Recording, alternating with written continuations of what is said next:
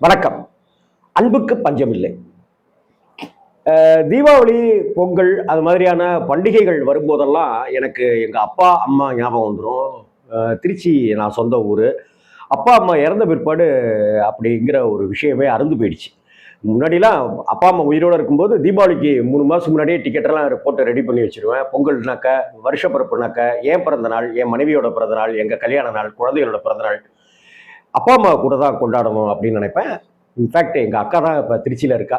அவ கூப்பிடுவா அப்படின்னு சொன்னாலும் கூட, அவ அதே பிரியத்தோட தான் இருப்பான்னு சொன்னாலும் கூட, அங்க போனாக்கா அந்த இடங்கள்லாம் அப்பா, அம்மாவ ஞாபகப்படுத்திரும். நான் டிஸ்டர்ப் ஆயி, சுத்தி இருக்கிறவங்களையும் டிஸ்டர்ப் பண்ணிடுவேன் நானு. அதனால நான் போறத தவிர்த்துட்டேன். 4 நாளைக்கு முன்னாடி என் ஃப்ரெண்டு அ சமீபத்தில தான் பழக்கமானாங்க. ஒரு 1 1/2 வருஷத்துக்குள்ளார பழக்கமானாங்க. என்னுடைய வீடியோவெல்லாம் தொடர்ந்து பார்த்துட்டு இருக்கிறவங்க. அவங்க அ எனக்கு ஃபோன் பண்ணாங்க. அ அப்பான்னு தான் என்னைய கூப்பிடுவாங்க. "அப்பா, ஒரு விஷயம்ப்பா, உங்கள்ட்ட பேசலாமா? ஃப்ரீயா இருக்கீங்களா?" அப்படின்னு கேட்டாங்க. நான் எப்பவுமே ஃப்ரீயா இருப்பேன். எப்பவுமே ஃப்ரீயா இருக்க மாட்டேன். ஆனா, ஏதாவது ஃபோன் கால் வந்ததுனாக்கா, கண்டிப்பா நான் ஃப்ரீ ஆயிடுவேன். "நான் உன்ட்ட பேசுறதுக்கு நான் டைம் ஒதுக்கிட்டேன். பேசியா தாயே" அப்படின்னு நான் அந்த பெண்கிட்ட சொன்னேன். "அப்பா, தீபாவளி அன்னைக்கு சாயந்தரம் உங்க வீட்டுக்கு வந்து 1 மணி நேரம் இருக்கலாமாப்பா?" அப்படின்னு சொல்லி கேட்டாப்புல. இது என்ன கேள்வி இது? தீபாவளி என்ன? தீபாவளிக்கு மொத நாள் வரலாம். எப்ப வேணாலும் வரலாம். அதெல்லாம் 1 மணி நேரம். எப்ப வேணாலும் வந்து இருங்கய்யா, வாயா அப்படின்னு சொல்லிட்டு நான் சொன்னேன். அ ரொம்ப தேங்க்ஸ்ப்பா. இருங்கப்பா, எங்க வீட்டுக்கார்ட்ட தரேன் அப்படின்னு சொல்லிட்டு, அவங்க புருஷன்ட்ட வீட்டுக்கார்ட்ட குடுத்தாங்க. அவன் என்ட்ட பேசுறான். அப்பா அப்படின்னு அவனும் அப்பான்னு தான் கூப்பிடுவான். அப்பா ரொம்ப தேங்க்ஸ்ப்பா வர சொன்னதுக்கு அப்படின்னு. "ஏய், என்னடா பைத்தியம் மாரி பேசுறீங்க? ஒருத்தங்க வீட்டுக்கு வரட்டுமா அப்படின்னு கேட்டாக்கா, வாங்கன்னு சொல்றதுல என்ன தப்பு இருக்கு? அதேபோல தீபாவளி மாதிரியான ஒரு பண்டிகைக்கு வான்னு சொல்றதுல என்ன பெரிய விஷயம் அது? வாங்கடா" அப்படின்னு.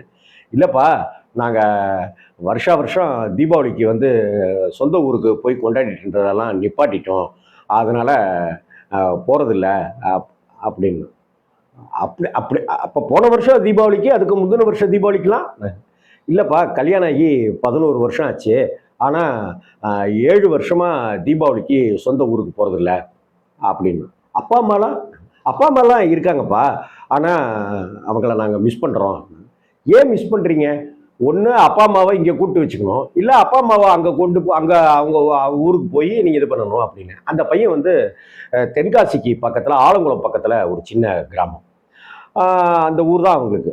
அப்ப என்ட்ட சொன்னா, "இல்லப்பா, அந்த சொத்து பிரிக்கிற விஷயத்துல வந்து எனக்கும், அ எங்க அண்ணனுக்கும், எங்க அக்காவுக்கும் தகராறு ஆயிடுச்சு.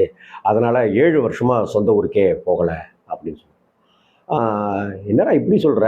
அப்படின்னு. அவன் வந்து ஒரு பெயிண்டிங் ஒர்க்கு, பெயிண்ட் அடிக்கிற வேலை, பெயிண்டர். கான்ட்ராக்ட் ஒர்க்கு அது மாரி எடுத்து சின்ன சின்ன வேலைகள் செய்துட்டு இருக்கிறவன். ஆ, கடைசியில என்னாச்சு அப்படின்னாங்க. சொத்துல வந்து எனக்கு இவ்வளோ பங்கு குடுங்க அப்படின்ட்டுலாம் கேட்கல. நான் சொன்னத வந்து அவங்க யாருமே எடுத்துக்கல. அப்பா, அம்மா இருக்கிற வரைக்கும் இந்த சொத்தெல்லாம் பிரிக்க வேண்டாம். இந்த வீடு நம்ம நம்ம வீடாவே இருக்கட்டும். இது அப்பா, அம்மாவோட வீடாவே இருக்கட்டும் அப்படின்னு சொல்லிட்டு சொன்னேன்ப்பா. அத எங்க அண்ணனோ, எங்க அக்காவோ கேட்கல அப்படின்னு சொல்லிட்டு அவன் சொன்னான்.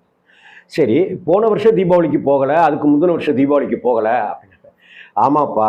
அந்த மாதிரியான தீபாவளி சமயத்துல யார் வீட்லயாவது போய் ஒரு 1 மணி நேரம் அண்டிக்குவோம்ப்பா. அப்படின்னு சொல்லி சொன்னான். கிட்டத்தட்ட அவன் ஒரு ஒரு செக்யூர் மனநிலைய எதிர்பார்க்கிறான். ஆ, தீபாவளிய வந்து தனிமையில கொண்டாடுறதுக்கு அவனுக்கு துக்கமா இருக்கு. சொந்த ஊருக்கு போறதுக்கு சொந்தக்காரங்களே இப்படி இருக்காங்களே அப்படின்னு ஒரு துக்கம் இருக்கு. இதெல்லாம் கடந்து யார்ட்டயாவது ஒரு 1 மணி நேரம் போய் அண்டிக்கணும் அப்படின்னு இருக்கான். ஒரு தடவை பீச்சுக்கு போயிருக்கான். அவங்க பீச்ல போய் அந்த வெறுமை, அந்த அந்த அவ்வளவு பிரம்மாண்டத்தை பார்த்துட்டு இன்னும் உடைஞ்சு போயிட்டாரு. அதனால தான்ப்பா, உங்கள எங்களுக்கு பிடிக்கும். அ அப்பா அப்பான்னு கூப்பிடுறோம். எங்க அப்பா மாரி நாங்க வரட்டுமா? அப்படின்னு சொல்லி கேட்டான். தாராளமா வாங்க அப்படின்னு சொல்லியிருந்தேன். வந்தாங்க. வந்தவங்கள்ட்ட அப்படியே சும்மா பேசிட்டே இருக்கும்போது, அந்த குழந்தையோடலாம் விளையாடிட்டு இருந்தான். அப்ப அந்த பசங்கள்ட்ட, அவன் மனைவிட்டயும், இதுட்டயும் "படம் ஏதாவது பார்த்தீங்களா?" அப்படின்னு கேட்டேன். ஆ, இல்லப்பா, பார்க்கலப்பா. படத்துக்குலாம் ரொம்ப போறதில்லப்பா. சரியா இருக்கும் வேலை. சினிமா மேல எனக்கு பெரிய ஆர்வம் கிடையாது. ஆ, மெய்யழகன்னு ஒரு படம் பார்க்குறியா? அப்படின்னு சொல்லிட்டு கேட்டேன். நீங்க எத சொல்றீங்களோ ஓகேப்பா அப்படின்னா. நான் ஒருவேளை திருவிளையாடல் பார்க்கலாமா சிவாஜி நடிச்ச படம் அப்படின்னு சொன்னாலும் கூட அவன் ஓகே சொல்லியிருப்பான். மெய்யழகன் படத்தை பார்த்துட்டு இருக்கோம். பார்த்து முடித்த உடனே கணவன் மனைவி 2 பேருமே தேம்பி தேம்பி அழ ஆரம்பிக்கிறாங்க. ஒரு 5 நிமிஷம் கழித்து அவன் ஃபோனை எடுத்துக்கிட்டு வெளியில் போயிட்டான். என்ன அப்படின்னு சொல்லிட்டு, என்னம்மா ஆச்சு அப்படின்னாக்கா, இவ அப்படியே மௌனமாக தலையை குனிஞ்சிட்டு அழுதுகிட்டே இருந்தா அந்த பெண்மணி. என்னடா என்னடா என்னடான்னா அவளை நான் சமாதானப்படுத்தவே முடியல. அதுக்கப்புறம் இதை தரேன் இதை தரேன் இதை தரேன் அப்படின்னு சொல்லிட்டு அவன் திரும்ப ஃபோன் பேசிக்கிட்டே வந்து, அப்பா பேசுங்கப்பா அப்படின்றான். யார்ரா, யார்கிட்ட பேசணும் அப்படின்னு அந்த பையன்கிட்ட கேட்குறேன். எங்கள் அண்ணங்கிட்ட பேசுங்கப்பா, எங்கள் அண்ணங்கிட்ட உங்களை பற்றி நான் சொன்னப்பா, பேசுங்கப்பா அப்படின்றான். சரி பேசுவோம், இதுதான் சாக்கு, அண்ணனை 4 வாரி அப்படியே சேர்த்து வச்சுக்குவோம் அப்படின்னு சொல்லிட்டு, தம்பி வணக்கையா அப்படின்னு சொல்கிறேன். அவன் ஒன்று அழ ஆரம்பிக்கிறான். இந்த பாழாப்போட சொத்து இருக்கவே கூடாதுங்க நமக்கு. 3 வேளை சாப்பிட்றதுக்கு காசு இருக்கணும், மாதம் பிறந்தா வாடகை கொடுக்கறதுக்கு காசு இருக்கணும், தேவைனாக்கா கோயிலுக்கு குளத்துக்கு போகிறதுக்கு காசு இருக்கணும், யாருக்காவது பசினாக்கா இதான் வச்சுக்க அப்படின்னு ஒரு 50 ரூபாய்க்கு சாப்பாடு வாங்கி கொடுக்கறதுக்கு காசு இருக்கணும். இந்த வீடு வாசல் இருக்கிறது தாங்க இங்கே பெரிய பிரச்சனையாகுது, சொத்து தாங்க இங்கே பெரிய பிரச்சனையாகுது. என் தம்பி மேலே எனக்கு அவ்வளோ உசுறு உண்டுங்க. ஆனால் பாருங்க, 7 வருஷமாக அவன் என் கூட பேசவே இல்லை, தீபாவளிக்கு வரல. இங்கே ஒவ்வொரு தீபாவளியும் நாங்கள் நரகமாக கழிச்சிட்டு இருக்கோம். அவன் வந்து என்னென்னமோ சொன்னான், மெய்யழகன்னா கார்த்தி நடித்த படம், சூர்யாவோட தம்பி, பாடுறா பார்த்தேன்டா, அண்ணா உன் ஞாபகம் வந்துருச்சுடா அப்படின்னு சொல்லிட்டு அழுதான் அப்படின்னா, சரிப்பா ரொம்ப சந்தோஷம்ப்பா ரொம்ப சந்தோஷம். நீ உங்கள் வீட்டுக்கு வந்திருக்கானாம்ல, நாங்களும் சென்னைக்கு வந்தால் உங்கள் வீட்டுக்கு வரலாமா அப்படின்னா, தாராளமாக எப்போ வேணாலும் வாங்க தம்பி அப்படின்னு. அதே போல் நீங்கள் இங்கே வந்தீங்கன்னாக்கா குற்றாலம் அது இதுலாம் கூட்டிகிட்டு போகிறேன் வாங்க நீங்கள் அப்படின்னா, குடும்பத்தோடு வாங்க அப்படின்னா, வரேன்டா தம்பி அப்படின்னு ஃபோனெல்லாம் வச்சு முடிச்சிட்ட உடனே, இந்த மெய்யழகன் படம் வந்து என்னுடைய இறுக்கத்தெல்லாம் தளர்த்திடுச்சு அப்படின்னு சொல்லிட்டு அவன் சொன்னான். ரொம்ப சந்தோஷம் ஐயா அப்படின்னு.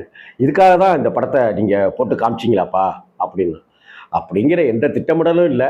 சரி ஒரு கேப் இருக்கே, இதுக்கு மேலே திரும்ப திரும்ப சொத்து வீடு சொந்த ஊர் 7 வருஷமாக போல அப்படின்னே பேசிகிட்டு இருக்கணுமே, அதுலேருந்து ஒரு ரிலீஃப் கிடைக்கட்டுமே.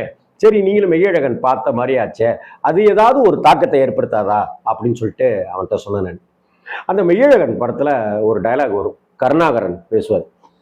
இந்த உலகத்தில் இப்படி தாங்க, நல்லவனை வந்து இழிச்சவாயன் அப்படின்னு சொல்லிட்டு ஏமாற்றிட்டே இருப்பாங்க, கெட்டவனை சாமர்த்தியசாலின்னு சொல்லி தட்டி கொடுத்துட்டு பாராட்டிகிட்டே இருப்பாங்க அப்படின்னு சொல்லி ஒரு டயலாக் வரும்.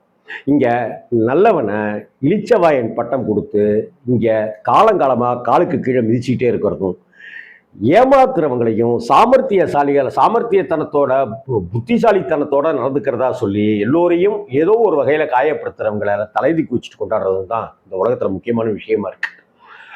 ஏதோ ஒரு வகையில் இந்த மெய்யழகன் அந்த அண்ணனையும் தம்பியையும் ஒரு தீபாவளி பண்டிகைக்கு பேச வச்சிருக்கு. அநேகமாக பொங்கலுக்கு அவன் ஊருக்கு போவான் அப்படின்ற நம்பிக்கை எனக்கு இருக்குது. ஏன்னாக்கா பொங்கலுக்கு நாங்கள் ஊருக்கு போகும்போது நீங்களும் வரீங்களாப்பா அப்படின்னு அந்த பெண்மணியும் அந்த அந்த அவளுடைய கணவனும் கேட்டாங்க. நான் பொங்கலுக்கு போகிறேனோ இல்லையோ, ஆனால் அப்படி பொங்கலுக்கு நானே போனால் எந்த சந்தோஷமும் நிறைவும் இருக்குமோ அவங்க போகிறாங்கன்றதுலேயே எனக்கு கிடச்சிருச்சு. ஏன்னா இந்த உலகத்தில் அன்புக்கு பஞ்சமே இல்லை. வணக்கம்.